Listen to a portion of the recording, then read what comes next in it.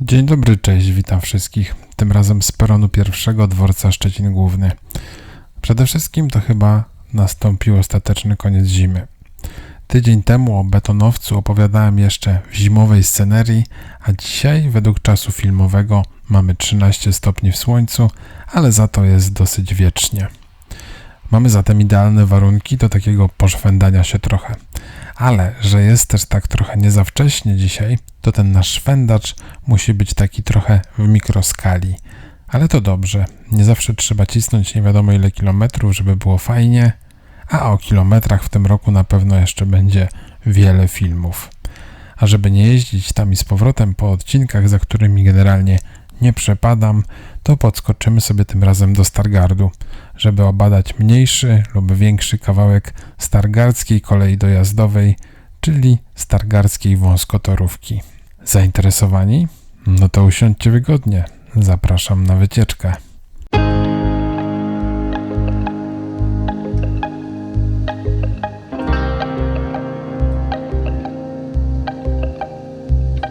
Po krótkiej, a więc dość niemęczącej podróży docieramy do Stargardu.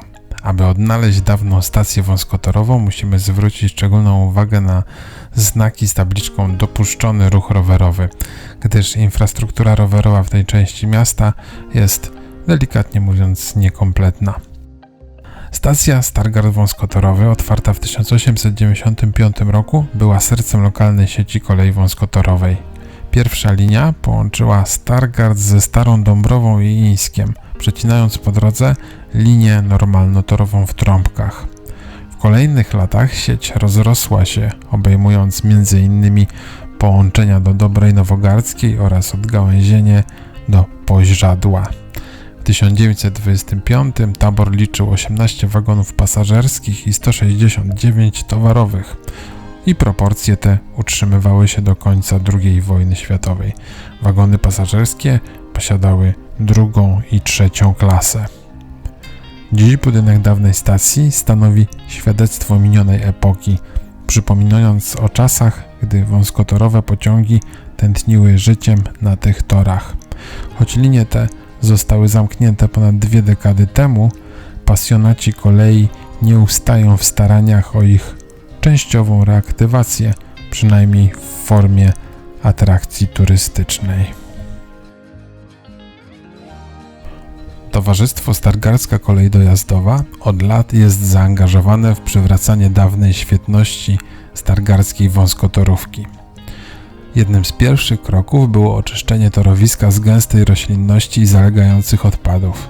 W styczniu 2024 roku członkowie TSKD, wspierani przez wolontariuszy, zorganizowali akcję sprzątania stacji dawnej kolei wąskotorowej w Stargardzie. Działania te miały na celu ocalenie pozostałości infrastruktury przed dalszą degradacją. Natomiast w grudniu 2024 roku stowarzyszenie uzyskało świadectwo bezpieczeństwa od Urzędu Transportu Kolejowego, co oznacza, że infrastruktura jest zgodna z normami umożliwiającymi prowadzenie ruchu kolejowego. Dokument ten dotyczy odcinka od granicy miasta Stargard do wsi Żarowo o długości niespełna 3 km. Stowarzyszenie dąży do uruchomienia turystycznego ruchu drezynowego na tym odcinku, a ponadto istnieje koncepcja przekształcenia dawnego dworca wąskotorowego w Muzeum Kolejnictwa, co stworzyłoby unikalną atrakcję turystyczną i edukacyjną dla regionu. Realizacja tych zamierzeń wymaga jednak nie tylko zaangażowania społeczników, ale także wsparcia finansowego oraz logistycznego ze strony lokalnych władz i społeczności. Dzięki wspólnym wysiłkom Stargardzka Wąskotorówka ma szansę znowu ożyć, przypominając o bogatej historii kolejnictwa na Pomorzu Zachodnim.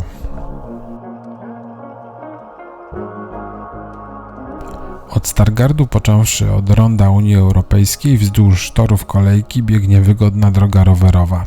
Po przejechaniu granicy miasta można dostrzec, że torowisko jest już oczyszczone. To oczywiście efekt pracy członków TSKD i wolontariuszy. Jeszcze kilka lat temu szyny były niemal niewidoczne pod warstwą ziemi i roślinności, a dziś znów wyraźnie rysują się w krajobrazie.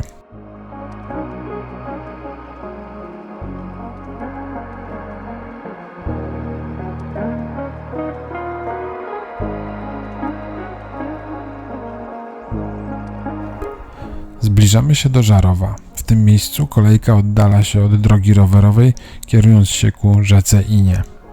Podjedziemy jeszcze przysłowiowe parę metrów do Żarowa, gdzie musimy właśnie odbić na Lubowo. Tam bowiem czeka na nas kolejny punkt naszej wyprawy. Zabytkowy most wąskotorowy na Inie. Zbliżając się do Lubowa, po lewej stronie bez trudu można dostrzec most przerzucony nad rzeką Iną. Ten imponujący w skali kolejek wąskotorowych obiekt jest świadectwem inżynierii kolejowej z przełomu XIX i XX wieku.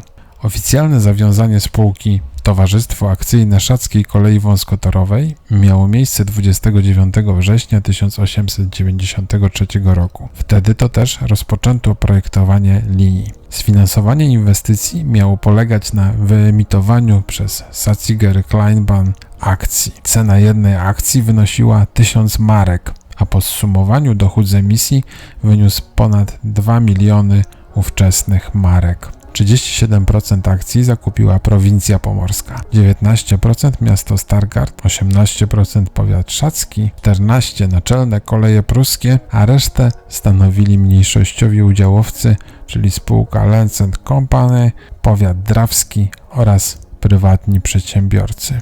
Po wpisie spółki Saziger Kleinbahn do rejestru handlowego rząd pruski wydał 3 listopada 1893 roku koncesję. Wkrótce rozpoczęły się prace budowlane. Uruchomienie pierwszej linii do Ińska nastąpiło w 1895 roku. Tak więc wiek mostu na Inie można całkiem spokojnie określić na 130 lat.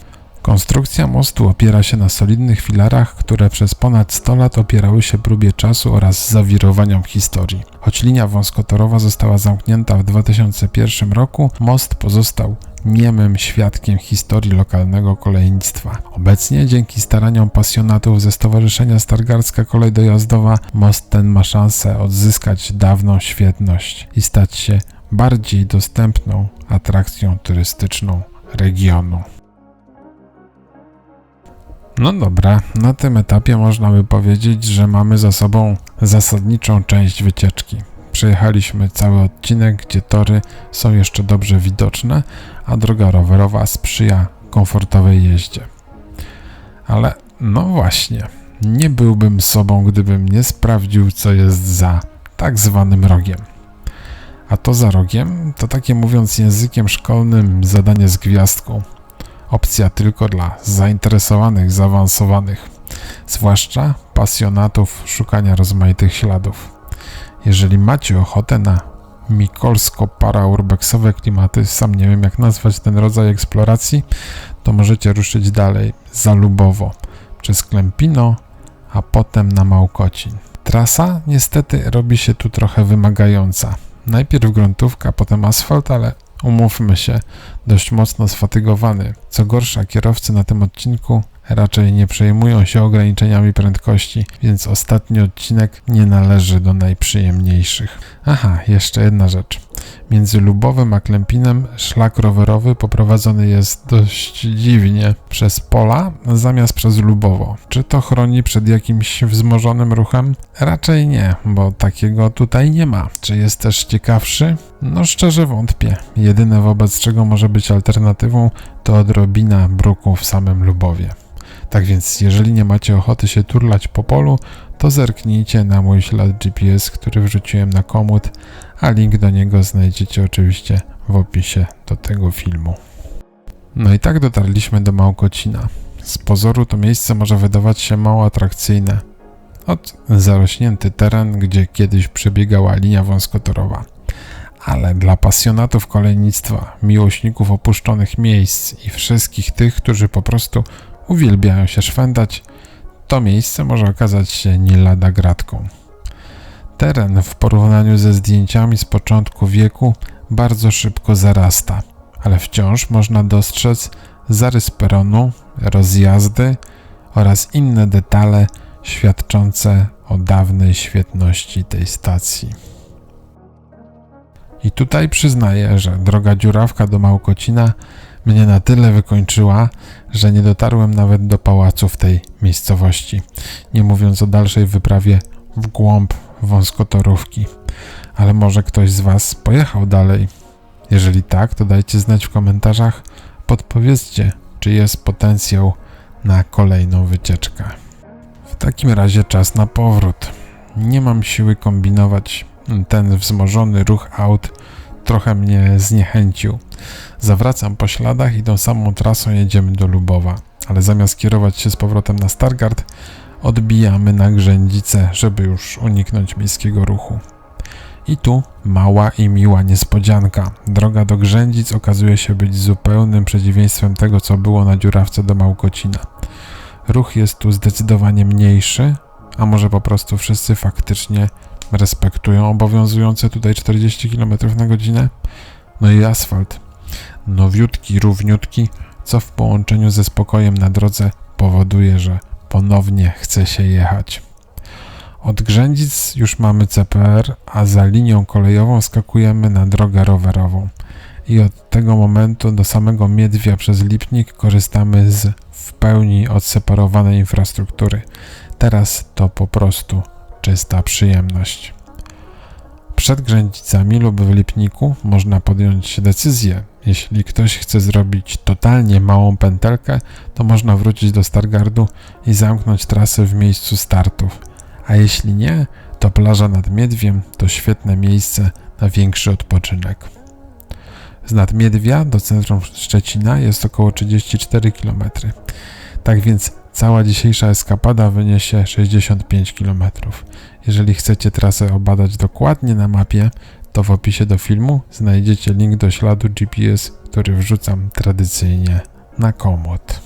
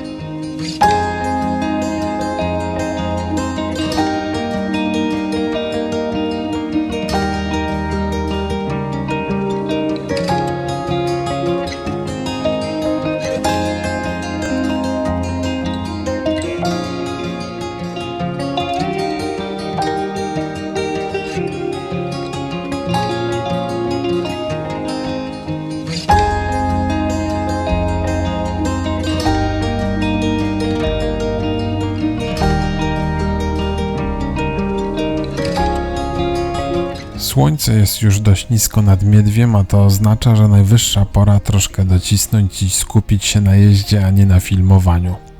Ale nie musicie się martwić. Najbardziej przyjazny rowerzystom wariant trasy pomiędzy Szczecinem a Miedwiem możecie obejrzeć na kanale w relacji z lipca 2024 roku, a link do niej wrzucam oczywiście do opisu tego filmu.